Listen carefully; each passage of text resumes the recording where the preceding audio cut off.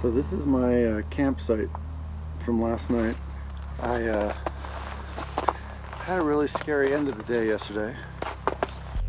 Being alone makes this so much more treacherous. And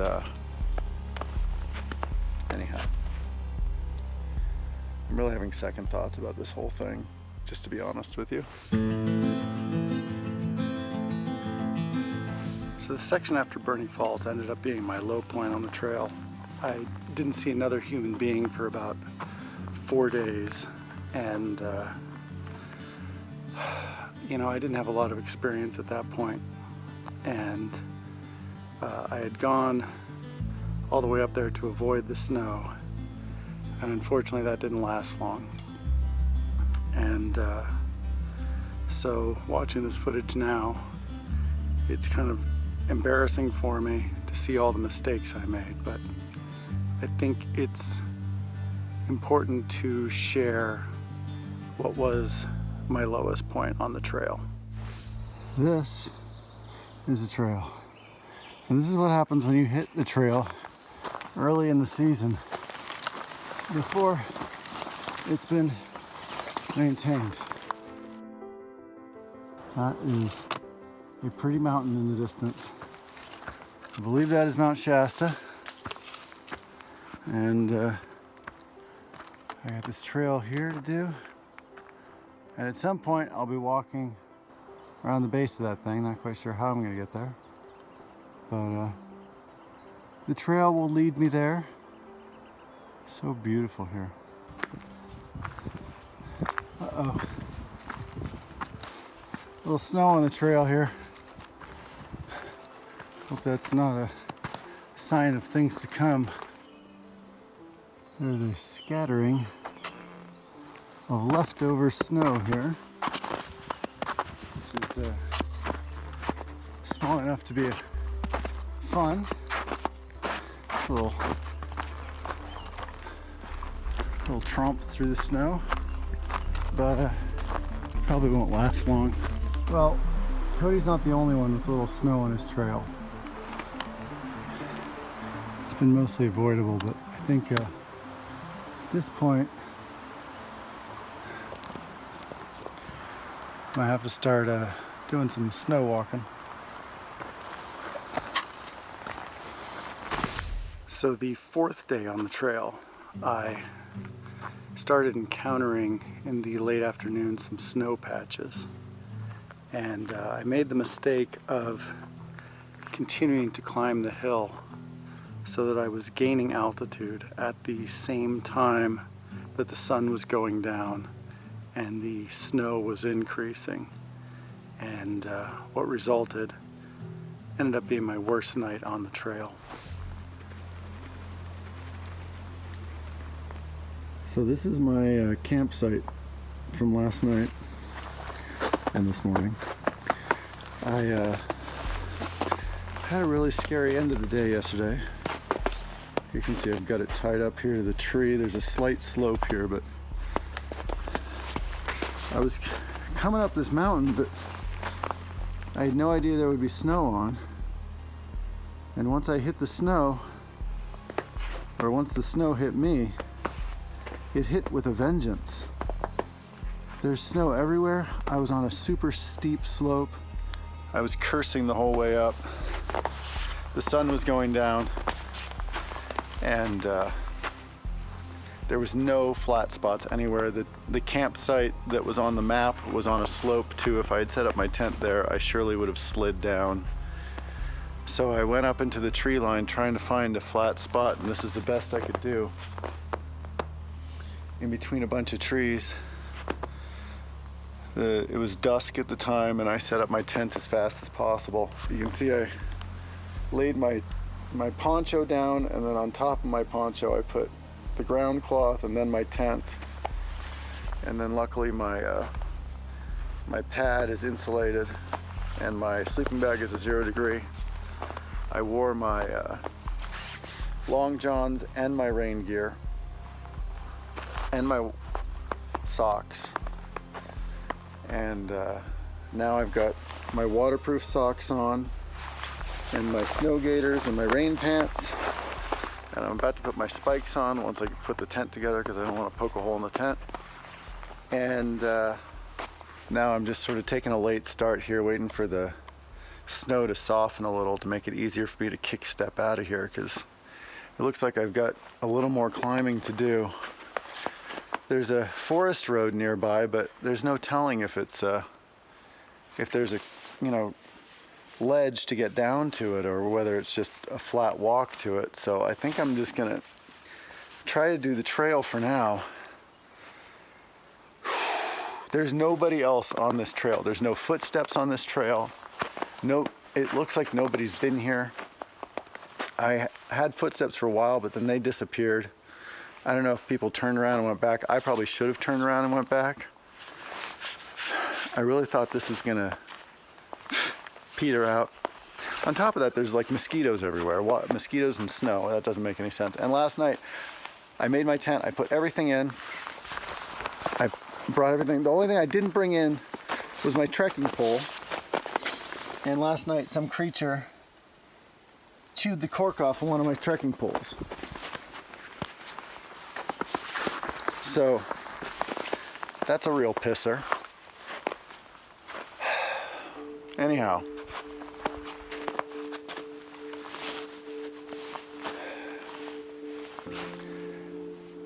this is a lot scarier than I wanted it to be. I came up here to skip the snow, to avoid the snow. I suppose I could probably handle some of this if I wasn't alone, but being alone makes this so much more treacherous. And anyhow, I'm really having second thoughts about this whole thing, just to be honest with you. Anyhow, I need to stop procrastinating and just get back on the trail. Not looking forward to this. So on the morning of the 5th day, I looked at the map, and it looked to me like once I got up and over the ridge, the snow would go away. I'd be on the sunny side of the hill, and I'd be out of the snow. So I packed up, and that carried me to the top of the hill. The hope that maybe I would finally be out of the snow. All right. Good morning. All right. So this is my trail this morning. I swear, back when I was on a nice clean trail, there was a little silver PCT badge every 100 feet. Now where there's no trail, no PCT badges anywhere. I think I may be pretty much the top. And I can see the tippy top of Shasta. And now for the big reveal.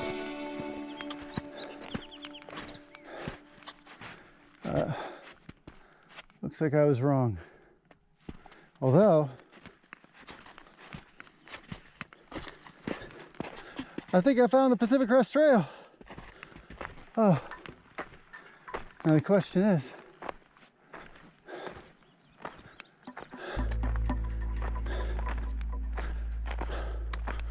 what the hell? So that's where I'm going. Now, there's a road. If I can get to that road, it should be a little easier going. But in order to get to that road, I need to get along that stuff there. I have a lot more snow ahead of me. Starting right here. Oh, this just sucks.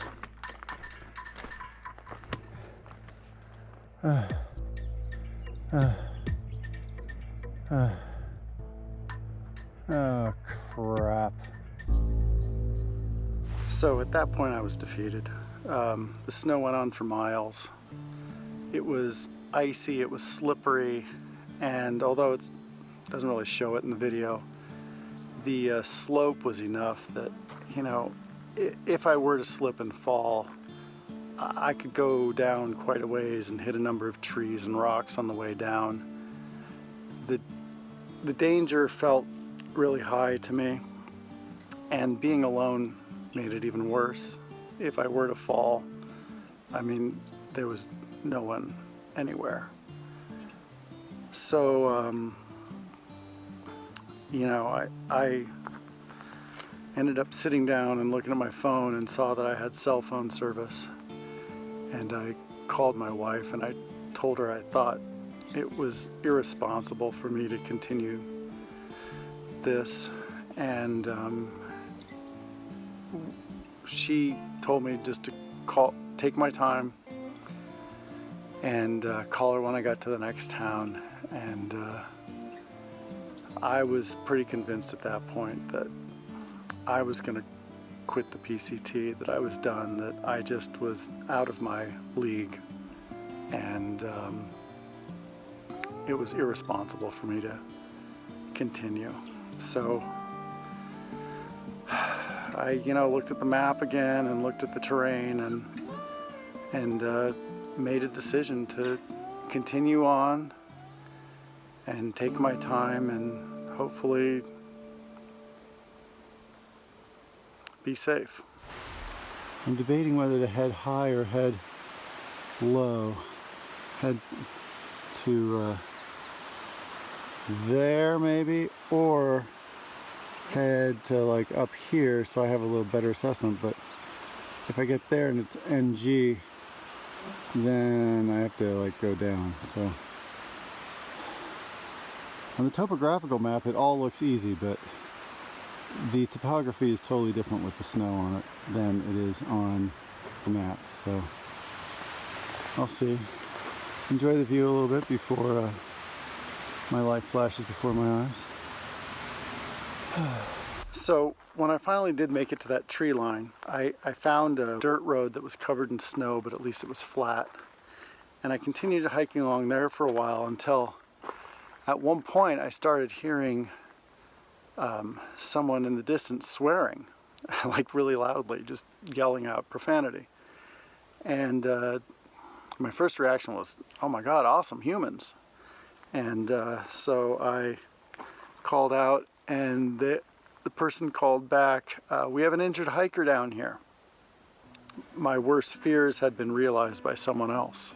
You know, I didn't film any of this because I just don't think it's appropriate to film someone when they're in a moment of distress like that, when they're especially a medical situation.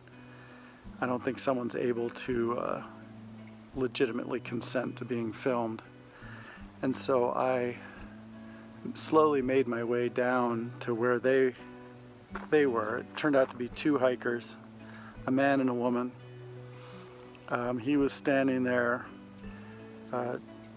pretty disappointed, and she was sitting on the ground, but sitting up and talking and breathing fine. And I had taken a wilderness first aid course before heading out on the PCT, and so I did an initial examination as I had been trained and discovered there was no external bleeding, and that, you know, well, her injuries were significant enough that she was not going to be able to make it off the trail on her own. But anyhow, we decided to activate her Garmin SOS button, her emergency beacon, and within an hour the helicopter arrived.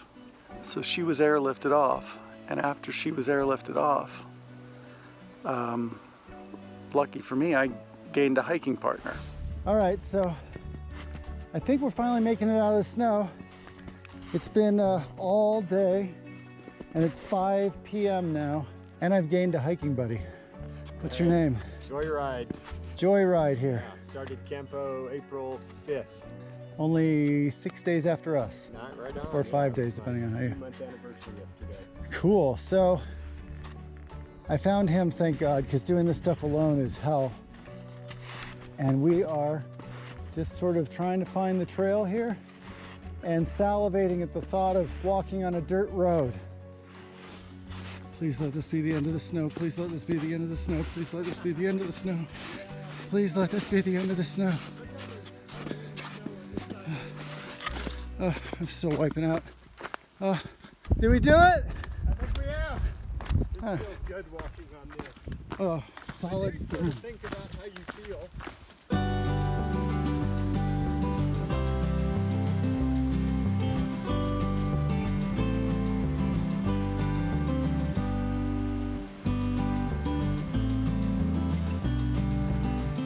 All right, so here we cross the mighty McCloud River,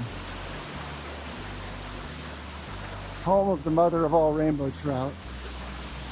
I've already seen a couple fish jumping, so I know there are fish there to be caught. Down here though, near the camp, oh, there, one just jumped. Hopefully when Cody gets here, he'll be able to catch a handful of McCloud River trout. He may have to go a little farther upstream for it to count towards the Heritage Trout Challenge, because I believe that this section is not technically the within the native habitat, but it certainly is beautiful, and it certainly looks like there's a bunch of great fishing spots, and I have seen fish jumping, so that's pretty exciting. And this bridge is pretty nice here.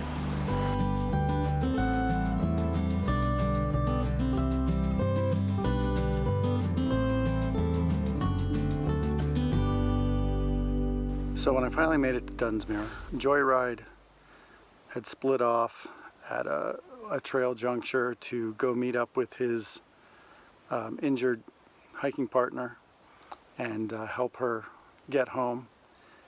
And I had a hot meal, took a shower, and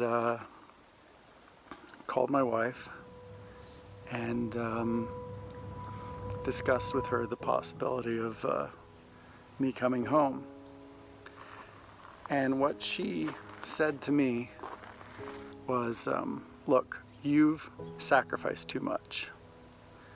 And we've all sacrificed too much. The whole family has sacrificed a lot for you to live this dream of hiking the Pacific Crest Trail. And we discussed the fact that I had budgeted 5 months to be on the trail, and that I had only been out for 2 months. I had 3 months to go. So she basically told me that, you know, if I came home now, I would never forgive myself. And I needed to spend that last 3 months on the trail and not come home till September. And so at that moment I realized 2 things. One, that I loved my wife more at that point than I ever had in my entire life. And 2, that I was gonna make it to Canada. When I wake up, well, I know I'm gonna be the man who wakes. So from that point on, I started teaming up with other hikers to tackle the snow together. How's it feel? And it led to some incredible friendships that I truly hope will last for forever. Okay, we made a little boo-boo, went there, climbed up on that ridge, realized they rerouted the PCT up this way. So, I'm gonna cross the mountain there. We gotta get up on that ridge up there somehow. Yeah, gotta get up there on that ridge. But I would walk 500 miles, and I would walk 500 more, just to be the man who walked This video 1,000 miles to fall down Steve. at your door. When I'm Icy lake down there. And may I remind you, it is June. The winter that never ends. We're now crossing the Klamath River. Selfie time. Yeah. This is a spot for some fishing. Yeah.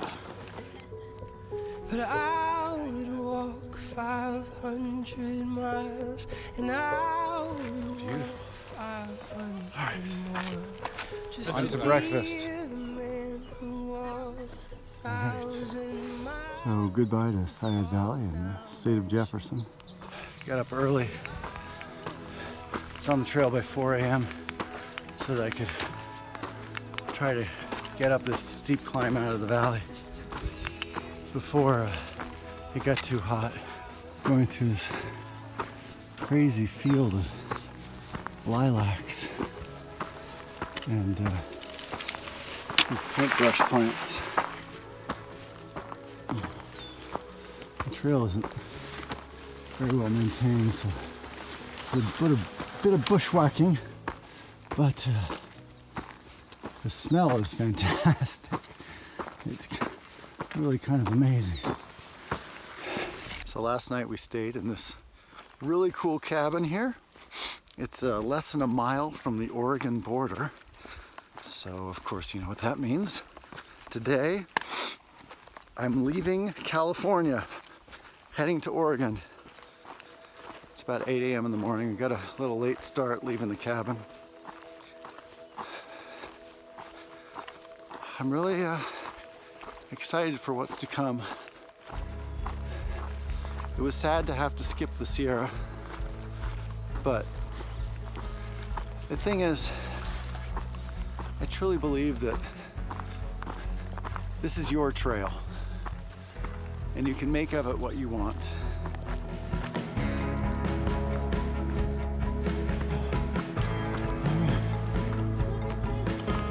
We made it.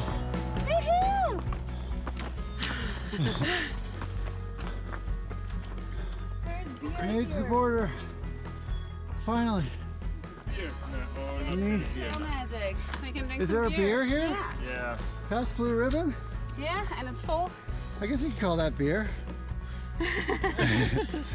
Awesome. So I made it to the Oregon border, and at this point I've hiked about 1,000 miles, and I have a little less than 1,000 miles left. You know, when I thought about this moment, I usually got pretty emotional. For some reason I'm not feeling it now. I think because I have more excitement than overwhelming emotion. I'm really excited to see Oregon. I'm really excited to see Washington. But I gotta say, after traveling through as much of California as I have and seeing it all, I am more in love with this state than I have ever been in my life. California is the most incredible, beautiful state. There's just so much variety, and I've met so many incredible people and had so many amazing experiences. If I were to finish now, this still would be one of the most incredible experiences of my life. So now, as I move forward into Oregon and on to Washington and eventually Canada, with about 10 more weeks on my schedule and 1,000 miles to go, I'm gonna work really hard to get 100 miles a week, because if I don't, I won't make it in time, and I'll have to head back home before I finish. So, goodbye California, hello Oregon, and